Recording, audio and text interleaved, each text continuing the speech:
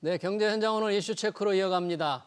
2년 만에 최대 낙폭을 기록한 미국 증시가 안정을 되찾으면서 오늘 우리 증시도 안정세를 모이는 모습입니다. 하지만 증시 급락의 원인으로 꼽혔던 엔캐리 트레이드 청산 이슈가 여전히 남아있는 상황이어서 향후 엔화 흐름을 시장은 주목하고 있는데요. 관련해서 변정규 미주은행 전무 모시고 엔캐리 트레이드를 둘러싼 궁금증 확실하게 풀어보겠습니다. 좀 어서 오십시오. 네, 안녕하세요. 네, 지금 글로벌 증시 대폭락으로 여러 가지 원인이 지정이 되고 있는데 그 중에 하나 엔캐리 트레이드 자금이 청산되고 있다. 해외로 투자된 일본 자금이 다시 돌아오고 있다. 이런 지적이 많던데요.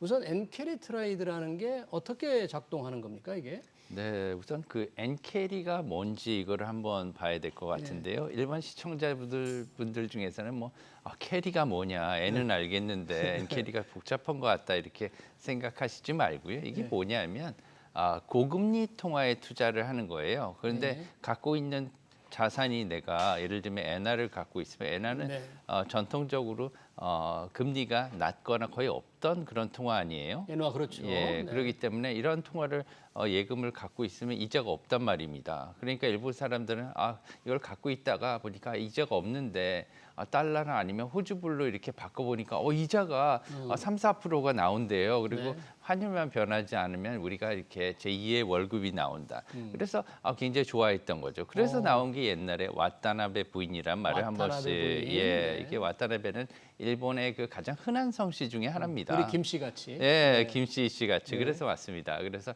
이제 와타나베 부인 아무나 할 수 있는 그런 투자다. 저금리 통화를 빌려가지고 고금리 통화에 투자를 하면 이러한 재정이익이 난다는 겁니다. 그래서 예를 들면은 일본 엔화를 갖다가 매도하고 달러나 오지나 이런 호주불을 샀더니 이자가 높은데 투자했더니 중간에서 이런 재정이익이 생기더라. 그러니까 그 나라 미국의 달러로 된 주식이나 달러로 된 채권을 사는 거죠? 네, 달러로 된 주식이나 채권을 살 수도 있고요. 예전에는 이제 호주로 많이 갔었어요. 호주? 일본, 그래요?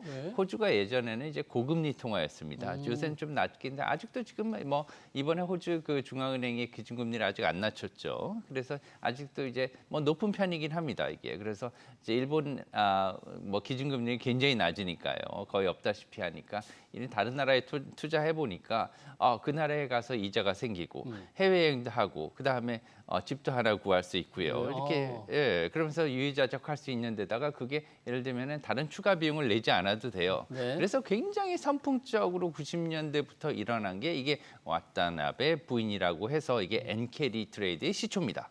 처음에 그때부터 일어난 거예요. 이게 일본의 초저금리로 일어난 겁니다. 그래서 우리가 시청자분들이 혼돈하지 말으셔야 되는 건 뭐냐면 엔캐리 트레이드는요. 엔화 환율을 보는 게 아닙니다. 최근에 엔화 환율이 달러 엔 환율이 엄청나게 떨어져서 160엔대에서 지금 140원대까지 떨어졌지 않습니까? 엔화가 좀 다시 올라간 거죠? 예, 그래서 엔화 가치가 강해진 거 아니에요? 환율이 떨어진 거는. 이거와 관계 없습니다, 사실은. 금리 차만 우선 보는 거예요. 금리, 일본의 중앙은행이 저는 금리. 예, 저금리 통화를 팔고 고금리 통화를 사는 걸 캐리 거래라고 합니다. 그래서 엔캐리라고 부르는 거죠. 일본은 뭐 거의 계속 제로금리였잖아요. 수십 년간. 그렇죠? 예, 그리고 계속해서 게다가 환율도 엔화의 가치가 지속적으로 사실은 싸졌지 않습니까? 환율이 계속 달러 엔 환율이 올라가니까 그러면 이 통화를 계속해서 갖고 있을 필요가 있느냐? 이자도 없는데 통화의 가치도 싸지고 그러다 보니까 이게 해외로 유출이 많이 된 거예요. 그럼 그렇게 해서 엔캐리 트레이드 자금이 전 세계 주로 뭐 미국이라든지 호주라든지 뭐 우리 증시에도 왔을 것 같은데 대략 어느 정도로 엔캐리 트레이드 자금이 나갔다, 투자를 했다 이렇게 추산할 수 있어요? 글쎄요. 이게 사실은 그 뭐 정확한 자금의 집계는 상당히 어렵습니다. 그렇지만 뭐 일각에서의 니스나 이런 데서 얘기하는 건 뭐 총 예를 들면은 뭐 한 4조 달러 정도. 4조 달러. 예, 우리나라 돈으로 뭐 굉장히 큰 수치죠. 예를 들면 뭐 한 6천조 원. 6천조. 많으면 그보다 한 2배까지로 보는 사람들도 있고요. 이렇게 뭐 좀 다양하긴 한데 이 루트가 한 2가지 정도가 됩니다. 예를 들면은 일본 엔화의 자금이 사실은 나가는 거잖아요. 그렇죠. 왜냐하면 개인들이나 기업들이나 아니면은 그 일본에 있는 외국의 금융기관들도 사실은 일본에서 돈을 조달을 합니다. 왜 그러냐면 펀드 같은 경우는 아시아의 본사를 동경에 두는 경우가 굉장히 많습니다. 그 이유는 뭐냐면은 홍콩과 같은 경우에는 파생 상품의 아시아 허브죠. 이거는 왜 그러냐면은 홍콩의 홍콩 달러가 미국화에 대해서 고정돼 있는 고정금리 패그제를 실시하고 있기 때문에 환율이 변하지 않기 때문에 여기에서 파생 상품을 만들기가 너무 수월해요. 네. 예, 그리고 외환 같은 경우에는 특히나 뭐 우리가 상품이라고 하는 커머디티는 싱가포르를 아시아 허브로 두는 경우가 많거든요. 예. 이건 뭐냐면 지정학적으로 교차지 아닙니까? 수많은 동남아시아의 그런 나라들이 있기 때문에 외환 거래가 굉장히 다원화될 수밖에 없어요. 네, 예. 나라들이 많으니까. 그에 비해서 일본 같은 경우에는 금리가 싸니까 자산 운용사들이 펀딩을 하기가 너무 좋습니다. 자금 조달을. 그래서 이 자금을 거기서 뽑아서 일본에서 조금의 이자를 주고 이걸 뽑아서 해외로 가서 해외로 나가서 여기 투자를 했더니 뭐 예를 들면 미국채라든가 유럽채라든가 현실적으로 실제적으로도요. 일본 투자자들이 미국채를 가장 많이 들고 있는 국가이기도 하지만 일본이 유럽 프랑스 채권이나 독일 채권이나 이태리 채권의 최대 투자자이기도 합니다. 일본이 그러면 우리나라 주식이라든지 채권으로 들어온 엔캐리 트레이드 자금은 어느 정도로 혹시 추산을 할 수 있어요? 네, 그것도 사실은 조금 추산하기는 좀 어려운데요. 두 가지 루트로 얘기를 할 수가 있습니다. 예를 들면 기업 측면에서는요. 예.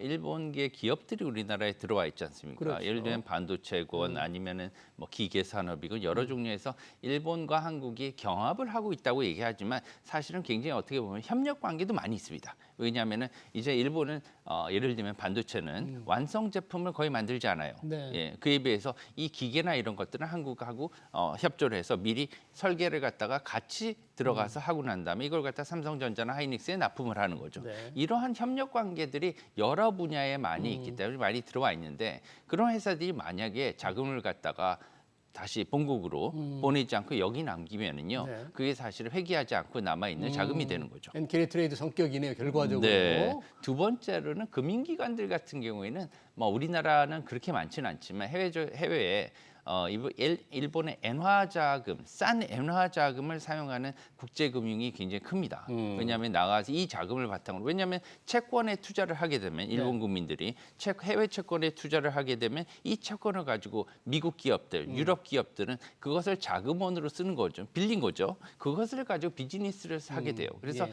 해외에서 지금 일본의 싼 엔화 자금 때문에 예전에는 비즈니스에 아주 저리로 이렇게 자금 조달을 할 수가 있었습니다. 예. 근데 만약에 청산이 실제로 일어나게 된다면 앞으로 이제 국제금융에 있어서 자금 조달은 조금 앞으로는 더 비싸지겠다. 지금 이렇게 엔캐리 트레이드 청산 말씀해 주셨는데요. 지금 이제 주가 폭락의 원인 중의 하나로 엔캐리 트레이드 청산을 지목하는 사람이 좀 있지 않습니까? 네. 그러면 그 청산은 투자됐던 자금이 뭐 주식이나 채권이라면 팔고 다시 엔화로 바꿔서 일본으로 돌아간다는 뜻인 것 같은데 그런 게 어떻게 일어나고 있어요? 실제 많이 일어난 겁니까 이번에? 굉장히 좋은 지적이시고요. 그 정확한 질문이십니다.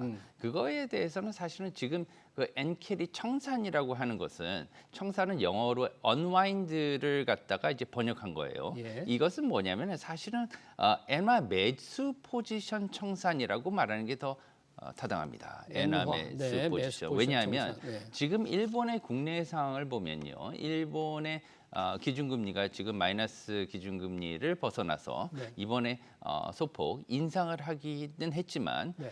금리의 상단위 기준금리가 아직도 0.25%로 아직도 저금리긴 합니다. 지난달 말에 올린 거죠? 네, 0.15%로. 맞습니다. 0.15%포인트를 올렸는데 이제 상단이 0.25%가 된 겁니다. 예. 그래 아직도 굉장히 다른 나라에 비해서 낮은 편이에요. 게다가 일본의 물가 상승이나 여러 가지 요건을 고려한다면 일본 국채에 투자했을 때는 실질 수익률이 아직도 마이너스입니다. 네. 예, 마이너스 아직도 뭐 0.4%에서 많게는 0.7% 사이에 이런 마이너스 투자 수익률이 나기 때문에 아직까지 회계에서 이것을 갖다 투자할 실익은 없습니다. 아, 그럼 엔캐리 트레이드 청산이 일어난다는 표현은 좀 정확치 않은 겁니까? 네, 아직까지는 그렇게 보고 있습니다. 아, 그래요? 예, 개인적으로는 그렇게 보고 있어요. 많은 왜냐하면 사람들이 엔캐리 청산 트레이드 때문에 왜냐하면- 미국 주식도 팔고 채권도 팔고 그래서 폭락이 일어났다 이렇게 지금 주장을 하는데요. 네, 그것은 사실은 신빙성 있지는 않고요. 아, 그래요? 그러한 증거들이 많이 있어야 되는데 엔캐리 예를 들면 엔캐리 같은 경우에는 지금 엔화에 대해서는 매도 포지션을 굉장히 많이 갖고 갔습니다. 왜 그러냐면 3월 달까지 1월 달에 미국의 뭐 소비자 물가 CPI 상승률이 3.1%였습니다. 그런데 3월 달에는 오히려 내려갈 줄 알았는데 물가가 더 올라갔어요. 3.5%를 찍으니까 그때부터 시작해서 올해 미국의 기준금리가 인하가 없을 수도 있겠다 이러한 불안감이 있었거든요. 그런 우려에 따라서 사실은 뭐냐면 엔화가 굉장히 약해졌습니다. 왜냐하면 일본의 엔화는 가장 큰 아킬레스건이 같은 미국과 안전 통화임에도 그 금리가 없다는데 가장 큰 매력의 차이가 있는 거예요. 그래서 금리가 높은 달러를 갖다가 차라리 매수하고 투자하는 게 낫다. 사실 어떻게 보면 대체제 관계거든요. 그렇기 때문에 차라리 그럴 바에 엔화를 팔고 달러를 사겠다. 이게 사실 엔캐리예요. 그런데 지금 보면은 금리가 이제 미국 금리가 더 올라갈 것 같아요. 그렇게 되면 어떻게 했습니까? 엔화가 더 싸질 수밖에 없겠죠. 왜냐하면 매력도가 달러가 더 올라가니까 상대적으로 엔화의 매력도는 더 상대적으로 떨어지게 되죠. 그래서 달러당 160엔까지 그렇게 간 거예요. 떨어진 거죠, 그 당시에. 그런데 이제 그 후에 확 바뀌었잖아요. 바뀌었습니다. 지금 이제 140엔대로 가게 된 건 뭐냐면 뭐 여러 가지 뭐 그 계기가 있겠지만 뭐 트럼프 대통령의 그 발언도 있었습니다. 일본의 그 기업들이 이런 엔저로 인해서 많은 상대적인 이익을 얻고 있다 이런 것도 있었지만 결정적인 건 뭐냐면 너무 높았던 거예요. 이게 너무 높았고 어떤 트리거가 있다 보니까 너도 나도 이제는 트럼프 대통령이 이것을 갖다 관용하지 않겠구나. 만약에 그때 당시에 당선 가능성도 매우 높지 않았어요. 높았던 때. 그러니까 다들 무서워한 거예요. 그래서 이제는 155엔 이상으로 가면은 내가 큰 손해를 볼 수 있겠구나. 그래서 갑자기 주식도 마찬가지입니다. 투매 현상이 있잖아요. 투매 현상이 일어나게 된 거예요. 달러를 팔고 이제 엔화를 뭐 달러 투매를 한 거죠. 달러를 그래서 팔고. 이제 엔화를 갖다가 사야 되는 그런 성격이 있는 거예요. 왜냐하면은 숏 포지션이라고 합니다. 매도 포지션을 갖고 가는 사람들이 많이 있어요. 이 매도 포지션을 빨리 사가지고 메꿔 넣어야 되지 않겠습니까? 그런 포지션. 게다가 앞으로 포지션 잡을 때도 사실은 이제는 앞으로 엔화가 강해지겠구나. 그러면 또 매수 포지션이죠. 그리고 더 문제는 뭐냐면 엔화로 많이 뭐 대출금이 나갔습니다. 대출. 그렇죠. 엔화 대출 우리나라에도 많았지 않습니까? 그렇죠. 왜냐하면 엔화는 금리가 낮으니까요. 거의 제로니까 엔화 대출을 사면 지금 당장은 이자를 거의 안 내도 돼요. 이게 좋았는데 갑자기 140엔대로 내려가니까 내가 만기에 상환해야 되는 이러한 엔화의 금액이 엄청 늘어나게 되는 거예요. 그렇죠. 그러면 내가 만기에 지금 이자를 싸게 썼는데 배보다 배꼽이 더 크게 생겼구나. 엔화가 비싸져가 같이 올라가서. 그럼 어떻게 해야 됩니까? 그럼 여기서 우리가 해지를 해야 돼요. 그래서 파생 상품을 해지를 하게 되면 거기에 대해서 또 매수가 들어가야 됩니다. 그렇지 않습니까? 지금 여기서 엔화를 빨리 매수를 해서 미래 뭐 예를 들면 선물안이나 이런 걸 매수를 고정을 시켜놔야 되거든요. 그럼 이것도 또한 엔화의 매수에 해당이 되는 건데 여러 분야에서 지금은 외환 그리고 금리 쪽 그다음에 뭐 선물안 같은 파생 상품에서 전부 다 엔화 매수가 들어가니까 갑자기 뚝 떨어지게 된 거예요. 그래서 140엔대까지 그로 떨어진 거죠. 이제 좀 진정이 되다 보니까 이제 매수세가 이제 좀 진정된 거거든요. 진정됐습니까? 그래서 지금 이제 144엔, 145엔대 이렇게 올라와 있는 상태인데요. 그거에 따라서 뉴욕 증시도 굉장히 민감한 영향을 보이는 것 같아요. 웬달러 환율과 뉴욕 증시의 흐름이 아주 밀접한 상관관계가 있어요. 보여요. 밀접한 상관관계가 있죠. 왜 그러냐면 그 이유는 뭐냐면 엔화를 사고 팔고 하는 데 있어서 미국 그 일본의 투자자들이 사실은 미국채와 미국 자산에 많은 투자를 하고 있는 상황입니다. 그래서 그런 거와 아무래도 밀접한 관계가 있을 수밖에 없습니다. 지금 그러면 아까 엔달러 환율이 지금 140엔까지 떨어졌다가 다시 144.5엔 그러는데 앞으로 환율 전망을 혹시 어떻게 하십니까? 네, 가장 중요한 포인트를 봐야 됩니다. 우리가 이제 가장 단순한 게 가장 좋은 것이다. 금융 상황은 확실히 그래요. 특히나 금융 상황이 복잡하고 앞날을 예견하기 어려울 때일수록 가장 간단하게 보는 게 중요합니다. 무엇이 가장 이것을 갖다가 움직일 변수인가? 결정적인 요인이 뭘까? 그걸 보자면은 지금 미국의 기준금리입니다. 예를 들면은 2021년 1월 달에요. 달러 엔 환율이 얼마였냐면 103엔이었습니다. 103엔. 예, 103엔이죠. 당시에는. 예, 사실은 상상이 안 가죠. 그러네요. 예, 지금 저희가 140엔이라고 많이 내려왔다고 쳐도 네. 많이 높은 거지 않습니까? 그러네요. 103엔에 비하면. 예. 그래서 그것을 거꾸로 말하자면 뭐냐면 2021년도에 물가가 너무 높다 보니까 기준금리를 2021년에 미국 연준이 올리기 시작한 해입니다. 그래서 5.5%까지 네. 2년에 걸쳐서 올린 결과가 이렇게 엔이 160엔까지 가게 된 거예요. 네. 그렇다면 반대로 대입을 해보면은요. 네. 그러면 미국의 기준금리가 낮아지면 엔화도 100엔대까지 내려갈 것인가? 갈 수도 있겠나? 갈 수도 있을 수도 있습니다만 현 상황에서 그렇게까지 내려가는 건 좀 힘들다. 하지만 지금 140엔대에서 추가적인 하락은 있을 수가 있다. 그래서 추가적인 하락 예. 가능하다. 그래서 연말까지 한 130엔대까지는 열어둬야 되겠다. 이러한 가능성을 보시면서 거래를 하시는 것이 좋겠다 이렇게 생각합니다. 네, 그러니까 2021년에 103엔 정도까지 급락하지는 않겠지만 130엔 정도만 열어둔다면 그로 인해서 뉴욕 증시도 하방 압력을 좀 받겠다 이렇게 바로 얘기할 수는 있어요? 그것은 이제 다른 직접적으로 얘기할 수는 없습니다. 이제 최근에 이제 지금 미국의 증시 하락은 이러한 그 엔화 포지션을 갖다가 청산하는 데서 기인했다고는 직접적으로 얘기할 수는 없습니다. 예. 관계는 어느 정도 있겠죠. 그렇지만 이것을 촉발한 이유는요. 한 두 가지 정도로 얘기할 수가 있겠습니다. 왜냐하면 미국의 증시는 미국 국내의 문제에서 생겨난 문제예요. 기본적으로 뭐냐면 경기가 안 좋아졌기 때문에. 그렇죠. 경기 침체 공포. PMI라든가 실업률이나 가장 큰 문제는 뭐냐 유동성이 굉장히 줄어들었다는 겁니다. 예. 이제 유동성은 시중에 자금의 산소입니다. 이거는 돈이 없으면 산소가 떨어지는 거예요. 그래서 숨을 쉴 수가 없는 거죠. 그래서 본다면은 지금 하나 예로 들면은 연준의 대차 대조표를 많이 언급을 하는데요. 예. 대차 대조표가 이제 뭐 코로나19 이전에 약 3.8조 달러 우리나라 돈으로 굉장히 큰 금액이지만 하여튼 뭐 4조 달러가 좀 안 되는 금액이었어요. 이게 2022년도에 최대치가 얼마가 됐냐면 9조 달러까지 갔어요. 자산이. 예. 그럼 5조 달러가 5조 달러 넘게 늘어난 금액입니다.